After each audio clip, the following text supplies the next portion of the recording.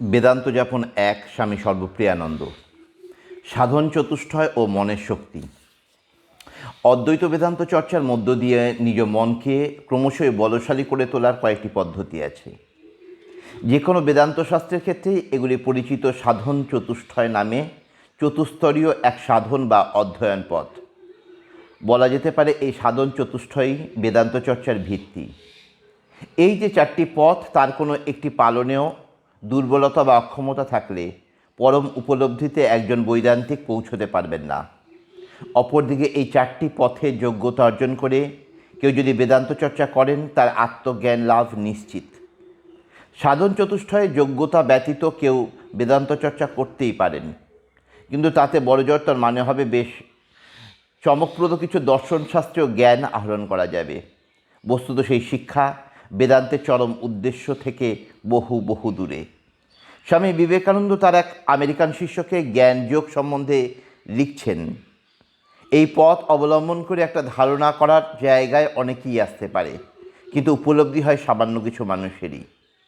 সাধন চতুষ্টয়ের মধ্যে প্রথম যে বিষয়টি নিয়ে আলোচনা করা যেতে পারে তা হলো বিবেক। সংস্কৃতে বিবেক শব্দের অর্থ হলো বিশ্লেষণ করা, একে অন্যের সঙ্গে জড়িয়ে থাকা একাধিক বিষয়কে বিচক্ষণভাবে তাদের প্রত্যেকের পৃথকত্বে পাঠ করা। কি থেকে কাকে পৃথক করব আমরা? বেদান্তের বিচারে শাশ্বত ও ক্ষণস্থায়ীকে, অবিনশ্বর ও নশ্বরকে পৃথক করা আবশ্যক। অধ্যাত্ম পথে আমরা সবসময় এক চিরন্তন সত্যের উল্লেখ পাই, যা মানুষকে দুঃখ কষ্টের অতীতে এক গভীর পূর্ণতায় প্রতিষ্ঠিত করে। সুতরাং এমন এক সত্য, এমন এক বাস্তবতাই যে আমাদের চরম লক্ষ্য এবং তার সম্মুখে আর সমস্ত প্রাপ্তি যে মুহূর্তজীবী লয়শীল, এই বোধই বিবেক।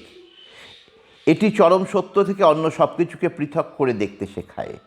দ্বিতীয় বিষয়টি হলো বৈরাগ্য বা ঔদাসীন্য, অর্থাৎ যা কিছু জাগতিক, ক্ষণস্থায়ী, নশ্বর এবং পরম লাভের সহায় নয়, তার প্রতি বৈরাগ্য। যেমন ধরা যাক একজন সন্ন্যাসীর কথা, তিনি আত্মজ্ঞান লাভকে একমাত্র লক্ষ্য জেনে ঘর বাড়ি সংসার সব কিছুকে ত্যাগ করেছেন। সমস্ত মানুষের পক্ষে তো আর সন্ন্যাসী হওয়া সম্ভব নয়। আবার এমনও নয় যে বেদান্ত চর্চা করতে গেলে আক্ষরিক অর্থে সন্ন্যাসী হতেই হবে। আসল কথা হলো, একজন বৈদান্তিক কাগজে কলমে সন্ন্যাসী না হন, তিনি সন্ন্যাসী সুলভ হতে পারছেন কি না। মনে মনে তিনি কি অনুভব করছেন যে তার জীবনের একমাত্র লক্ষ্য আসলে ঈশ্বর উপলব্ধি? তিনি যেন নিজের অন্তরে এই বিশ্বাসে সুদৃঢ় হন যে আমি অধ্যাত্ম পথিক এবং আত্মজ্ঞান লাভ ও ঈশ্বর লাভ একমাত্র লক্ষ্য। তা বলে কি তাকে জগৎ সংসার, পরিবার, চাকরি ছেড়ে দিতে হবে? মোটেও না। সবই থাকবে, সবই চলবে, কেবল ঈশ্বর লাভের আকাঙ্ক্ষা হয়ে উঠবে তার জীবন বৃত্তের কেন্দ্রবিন্দু, এবং বাকি সব সরে সরে যাবে পরিধিতে। বহির্জগতে তিনি যেমন যা করছেন করুন না, কিন্তু সেসব কাজও অধ্যাত্ম চেতনার অভিষিক্ত হোক। অর্জুনের কথাই ধরুন, যখন কুরুক্ষেত্রে দাঁড়িয়ে এই যুদ্ধে তার নিজের ভূমিকা সম্বন্ধে বিমূঢ় হয়ে তিনি শ্রীকৃষ্ণের নির্দেশ প্রার্থনা করছেন, শ্রীকৃষ্ণ তাকে প্রথমে বৈদান্তিক আত্মজ্ঞানের শিক্ষা দিচ্ছেন। সে কথা শুনে অর্জুনের প্রথমটায় মনে হচ্ছে, এই তো বেশ, আত্মজ্ঞান লাভ হলে আর যুদ্ধ করার কি প্রয়োজন। কিন্তু শ্রীকৃষ্ণ অর্জুনকে ক্রমান্বয়ে দেখিয়ে চলেছেন, আত্মজ্ঞান লাভ করেও অর্জুন নিজের সেই অবস্থানে থেকেও কীভাবে প্রাত্যহিক জীবনযাত্রাকে, এমনকি যুদ্ধের মতো ভয়াবহ বিষয়কেও আধ্যাত্মিকতায় স্পৃষ্ট করে তুলতে পারেন, তা থেকে বিমুখ না হয়েও। সমস্ত ঘটনাক্রমের মধ্যে থেকেও তিনি অধ্যাত্ম সন্ধানী হয়ে উঠতে পারেন এবং পারিপার্শ্বকে সেই রঙে রঙিন করতে পারেন। এই রকম মনোভাব থাকলে প্রবল ঘটনা প্রবাহে যুক্ত থেকেও তার প্রতি সম্পূর্ণ বৈরাগ্য ঔদাসীন্য রাখা যায়।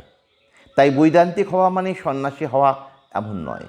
সংসার ত্যাগ না করে সাংসারিক দায়িত্ব নিযুক্ত থেকেও একজন ঈশ্বর উপলব্ধির পথে এগিয়ে যেতে পারেন, কিন্তু বৈরাগ্য থাকতেই হবে। অন্য কোনো জাগতিক লক্ষ্যকে যদি ঈশ্বর লাভের সমকক্ষ বলে মনে হয়, বা আত্মজ্ঞান যদি কারো অসংখ্য আকাঙ্ক্ষার একটি হয়, তবে তাতে পৌঁছানো কঠিন। আত্মজ্ঞান জীবনের ঐকান্তিক উদ্দেশ্য হতে হবে। মনে হতে পারে এই পথ খুব দুর্গম, আসলে কিন্তু তা নয়। অনেকের মধ্যে এই গুণগুলি আগে থেকেই বিদ্যমান, হয়তো এতদিন ঈশ্বর উপলব্ধিকে সর্বাধিক গুরুত্ব দিয়ে ভাবা হয়ে ওঠেনি। তাতে কি, আজ থেকে সেইভাবে ভাবা যাক।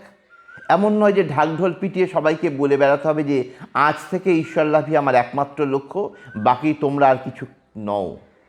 না বলেও নিজের অন্তরে অন্তরেই সেই লক্ষ্যে আপোষহীনভাবে চালিত করা যায়।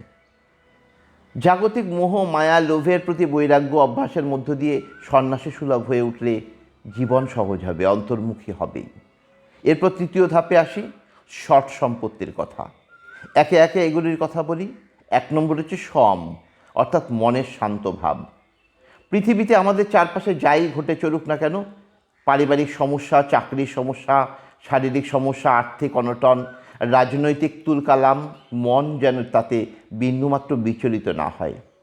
যদি মনে হয় এই ঘটনাগুলিতে নিজে জড়ালে মনের শান্তি বিঘ্নিত হতে পারে, সচেতনভাবে নিজেকে সেই পরিস্থিতি থেকে আমরা দূরে সরিয়ে রাখব। মনের স্থিরতার সঙ্গে কোনো আপোষই চলতে পারে না। দম বলতে বোঝায় আক্ষরিক অর্থেই ইন্দ্রিয় সংযম। শুধু মনে মনে সংযম নয়, কর্মেন্দ্রিয়েরও সংযম। যেমন কারো দুটো পা আছে বলেই তাকে সারাক্ষণ হাঁটতে হবে, এখানে সেখানে যেতে হবে, এমন নয়। যদি নিজেদের কর্মেন্দ্রিয়গুলোকে দিনরাত আমরা ব্যবহার করতে থাকি, এত ক্লান্ত হয়ে পড়ব যে বেদান্ত চর্চা কেন, কোনো প্রকার আধ্যাত্মিক চর্চাতেই আর মন বসবে না। তাই বহির্জগৎ থেকে নিজ ইন্দ্রিয়কে সংযত করতে হবে। 3, উপরতি। এই কথাটি আসে রতির বিপরীত অর্থ একটি ধারণা হিসেবে। যে কোনো জাগতিক সুখের সঙ্গে, বিশেষত ইন্দ্রিয় সুখের সঙ্গে ওতপ্রোতভাবে লিপ্ত হওয়া, তাতে নিমজ্জিত হওয়ার নামই রতি। আর উপরতি ঠিক এর বিপরীত, যে কোনো প্রকার জাগতিক সুখ থেকে নিজেকে যথাসম্ভব সরিয়ে নেওয়া, বিমুখ করা। তাতে মন অযাচিত চাঞ্চল্য, উত্তেজনায় লিপ্ত না হয়ে শান্ত ও স্থির থাকে, অধ্যাত্ম পথে এগোনোর শক্তি সঞ্চয় করে। সম, দম ও উপলব্ধি নিয়মিত অভ্যাসের মাধ্যমে ঈশ্বর উপলব্ধির পথ, এ পথে এগোনোর জন্য আমরা অনেক বেশি সময় ও শক্তি পাই। 4 নম্বর, সমাধান, অর্থাৎ মনোনিবেশ, নিবদ্ধতা বা ধ্যান। বেদান্ত চর্চা এবং বেদান্তের পরম সত্য উপলব্ধির পথে ধ্যান একটি অপরিহার্য পথ। 5 নম্বর, তিতিক্ষা।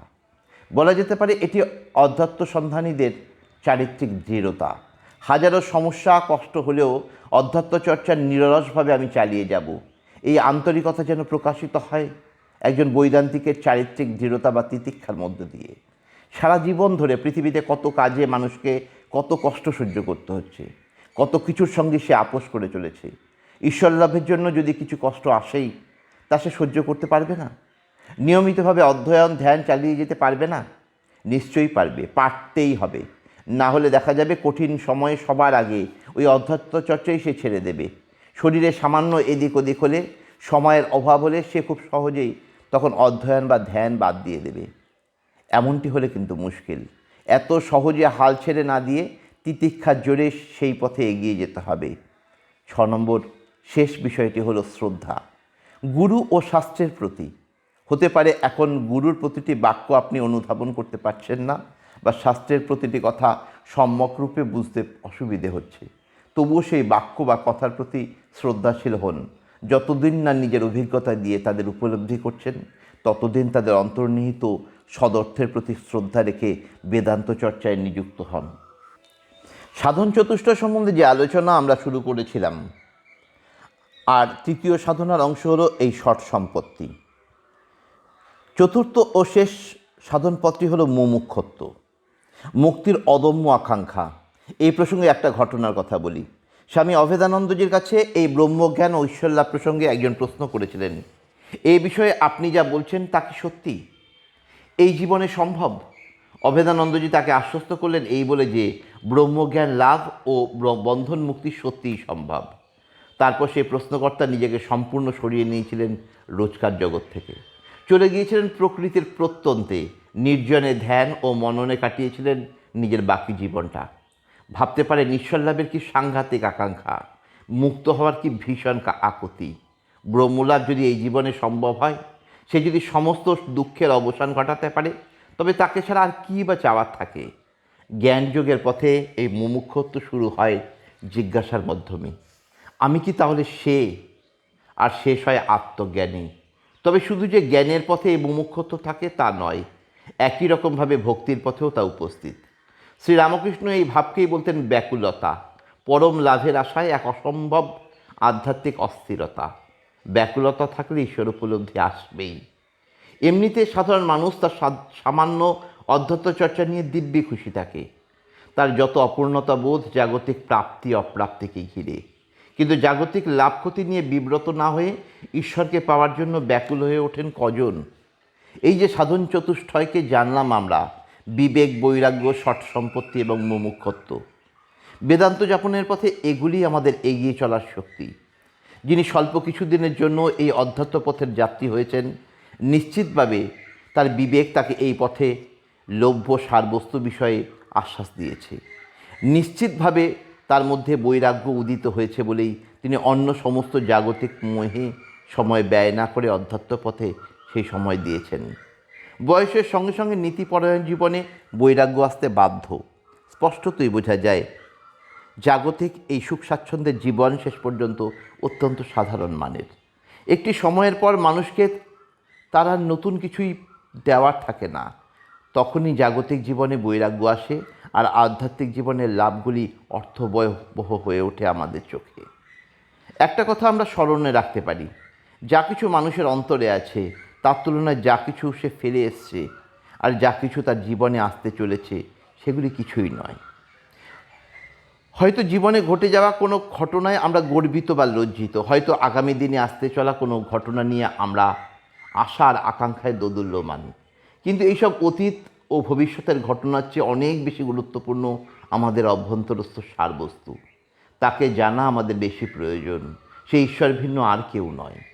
এছাড়াও নিয়মিতভাবে মন ও শরীরের সংযম, আত্মজ্ঞান না হওয়া পর্যন্ত শাস্ত্র ও গুরুবাক্যে শ্রদ্ধা ও বিশ্বাস এবং সমস্ত জাগতিক বন্ধন থেকে মুক্ত হওয়ার তীব্র বাসনা, এই সবই আধ্যাত্মিক পথে ভীষণ গুরুত্বপূর্ণ। দেখতে গেলে এই গুণগুলি কিন্তু প্রত্যেক মানুষের মধ্যে কম বেশি উপস্থিত। এখন কাজ হলো সেগুলিকে নিয়মিত চর্চার মাধ্যমে ক্রমশ পূর্ণতার দিকে নিয়ে যাওয়া। এই চর্চাগুলির সঙ্গে জড়িয়ে আছে খুব উচ্চমানের ভাবনা ও আদর্শ।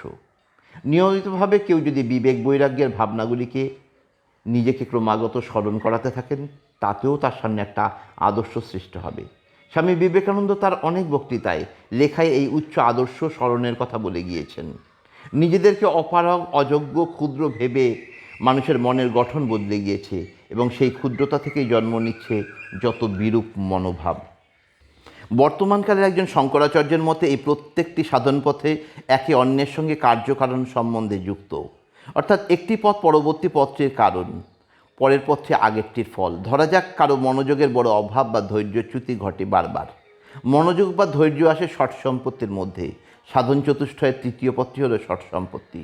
তাই এই পথে কোনো অক্ষমতা থাকলে তার উৎস সন্ধানে ফিরে যেতে হবে সাধন চতুষ্টয়ের দ্বিতীয় পথটিতে, অর্থাৎ বৈরাগ্যে। জাগতিক মোহের প্রতি বৈরাগ্যের উদয় এখনও সম্পূর্ণভাবে হয়নি বলেই মনোযোগে বা ধৈর্যে বাধা আসছে। তাই জোর করে মনোযোগ বা ধৈর্য বাড়ানোর আগে তাকে বৈরাগ্যে নজর দিতে হবে। এভাবেই একটি সাধন পথ তার আগের ও পরের সাধন পথটির সঙ্গে সরাসরি সম্বন্ধিত। কারো যদি বৈরাগ্যে সঠিকভাবে না এসে থাকে, তাকেও ফিরে যেতে হবে আগের ধাপে, অর্থাৎ বিবেকে। নিজেকে বারংবার এই চরম প্রশ্নের সম্মুখীন হতে হবে, ঈশ্বর লাভ না জাগতিক সুখ, এর মধ্যে কোনটি তার কাছে বেশি প্রয়োজনীয়?